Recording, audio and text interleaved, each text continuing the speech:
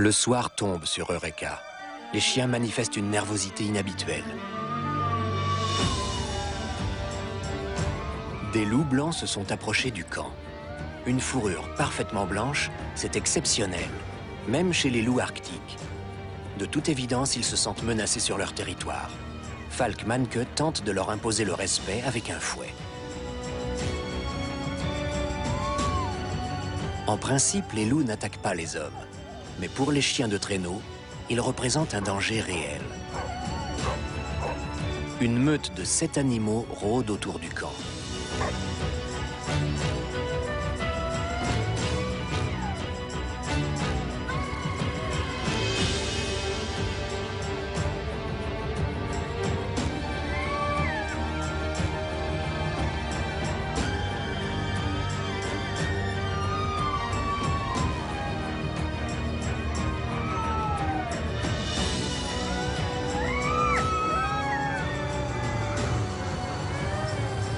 Fuchs est inquiet. Il décide d'emprunter un scooter des neiges à la station météo pour chasser les loups.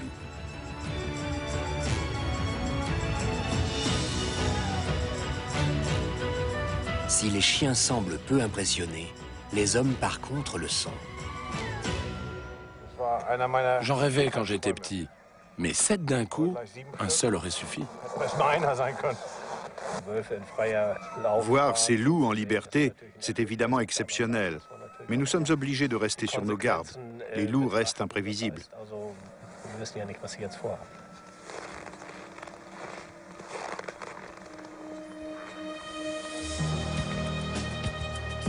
La nuit a été calme, mais les loups sont encore là. Ils flairent les restes de nourriture de la veille et s'aventurent bien plus près du camp que la première fois.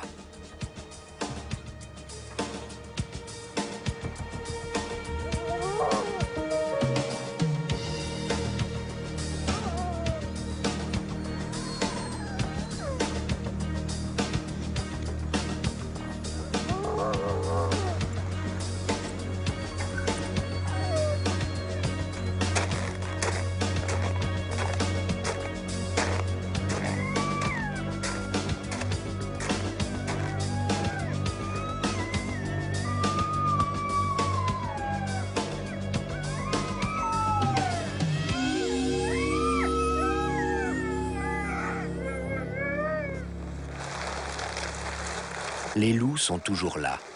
L'œil curieux, ils rôdent autour du camp. Toutes les tentatives pour les chasser ont échoué.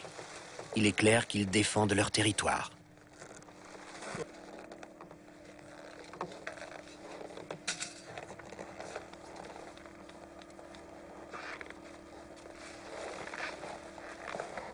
« 500 kilos de matériel. Est-ce que les chiens vont réussir à tirer ce chargement ? Un chien peut tirer l'équivalent de son propre poids, à peu près 40 kilos. Nous avons 11 chiens, donc on devrait y arriver.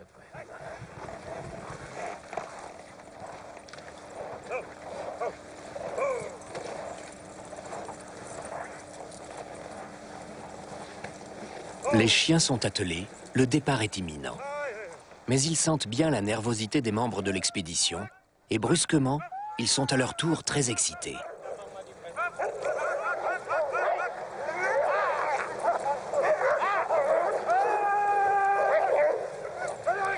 Falk Mannke n'a plus le choix, il doit intervenir pour éviter que les chiens ne se blessent mutuellement.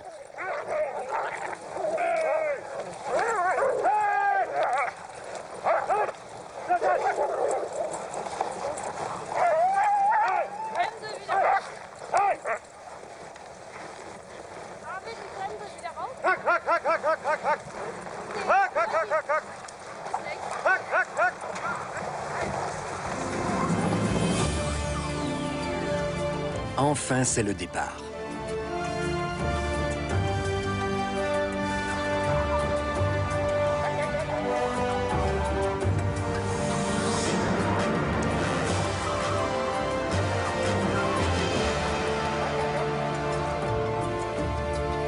Arvid Fuchs et Falk Mannke conduisent le traîneau, tandis que Brigitte Elbrock et Thorsten Heller les suivent à ski en tirant leur poulka avec le reste de l'équipement. Les loups les accompagnent sans les quitter des yeux. Une aventure à l'issue incertaine, loin de toute civilisation.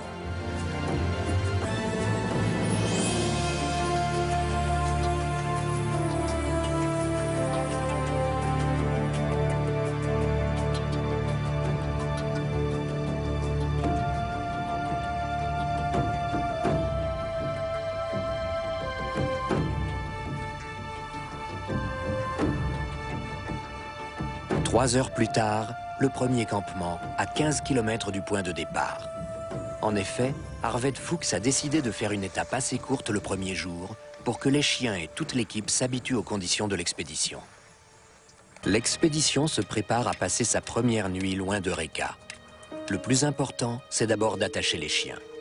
Une routine qu'il faudra observer jour après jour les 6 semaines qui suivront. Attacher les chiens, monter les tentes. Une première surprise les attend. Un ours polaire fait son apparition à proximité du camp. C'est l'occasion pour Arvid Fuchs d'apprendre à son équipe les mesures de sécurité indispensables. Ça, c'est pour l'ours polaire. C'est du plomb. C'est pour les ours polaires. Donc, si besoin est, on engage une cartouche dans le canon. Là, vous voyez, il n'y en a pas. Et puis on arme en faisant reculer. Et on tire sur la glace devant lui? Oui, devant lui. En principe, un coup de feu suffit pour le faire fuir.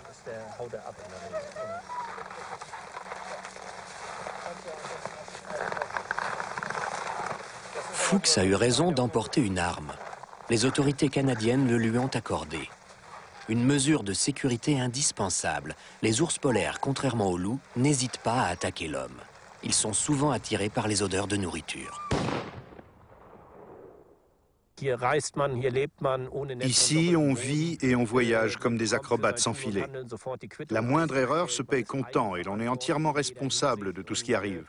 Si on a oublié quelque chose, personne ne vient vous l'apporter. On est obligé d'abandonner le projet. Ça tourne vite à la catastrophe.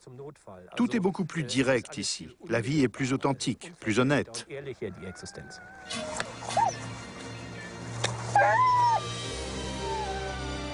Phoque congelé au menu pour les chiens.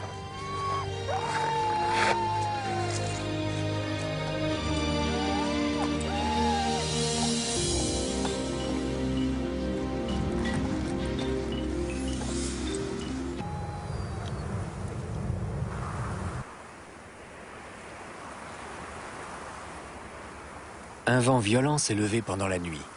La température ressentie baisse encore de quelques degrés. Ce n'est pas un problème pour les chiens, mais les membres de l'expédition en souffrent beaucoup. Les préparatifs se révèlent efficaces. Tout est chargé en un tournement.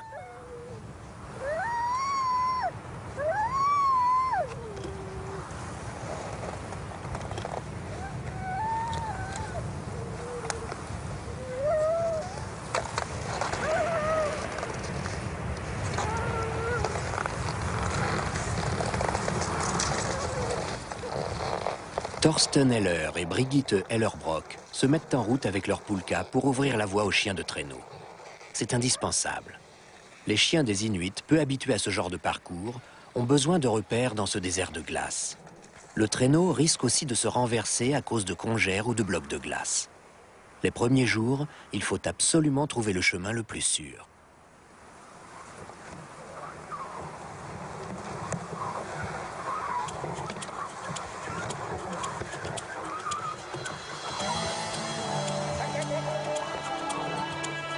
Comme une flèche surgit de nulle part, un loup blanc se précipite vers le traîneau.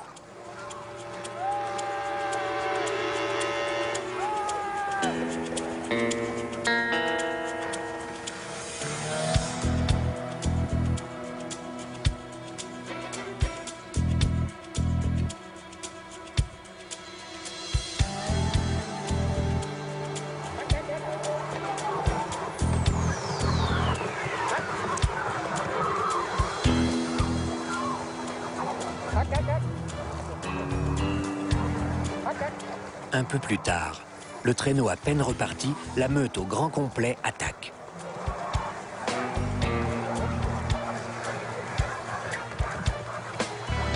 les loups se jettent sur les chiens. L'un d'eux s'en prend même à un des hommes.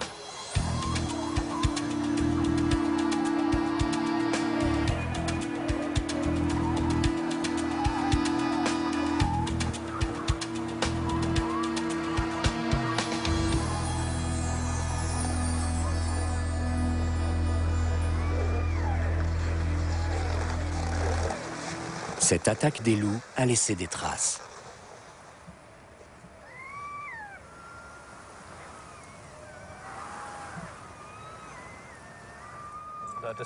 On savait qu'il y avait des loups par ici, mais je n'aurais pas cru qu'ils s'en prendraient aux chiens. Je trouve ça plutôt inhabituel. Ce sont des attaques concertées et ils ont réussi à mordre un chien sur le flanc. On a réussi à les tenir en respect avec le fouet, mais ils sont encore là, tout près, à l'affût. On va bien voir comment ça va évoluer.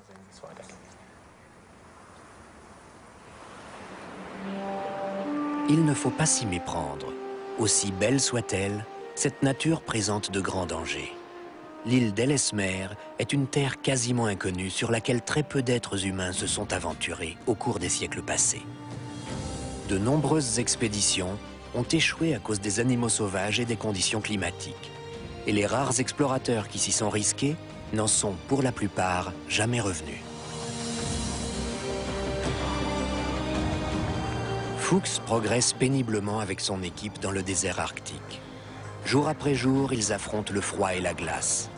Elle fait 2,50 m d'épaisseur. En dessous, l'océan Arctique et ses 800 mètres de profondeur. 4 jours plus tard, les chiens se sont enfin habitués aux conditions de l'expédition. Thorsten Heller et Brigitte Hellerbrock ne sont plus obligés de partir en éclaireur pour ouvrir la voie. Les chiens taillent un chemin à travers la glace et font 20 km par jour en tirant le traîneau.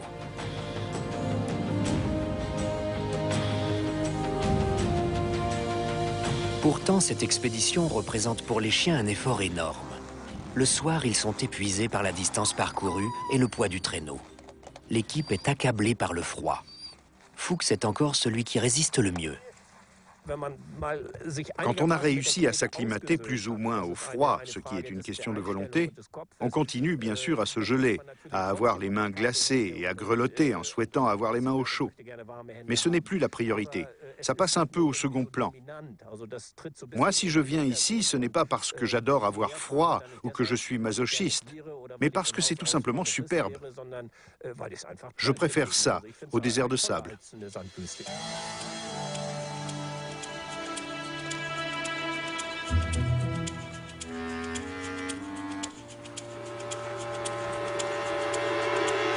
L'expédition est maintenant à près de 100 km de son point de départ et les loups continuent à rôder autour du camp. Il n'y a pas eu de nouvelle attaque, mais nos explorateurs doivent rester vigilants.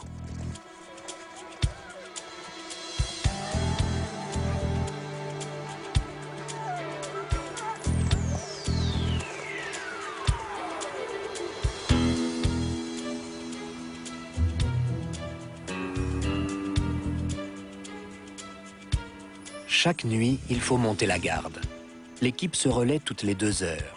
C'est une fatigue superflue, car tous auraient bien besoin de dormir pour récupérer.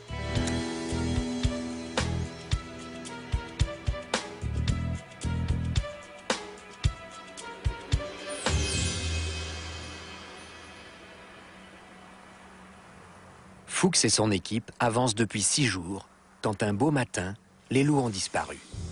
Les hommes sont débarrassés d'un poids énorme et vont pouvoir aller plus vite.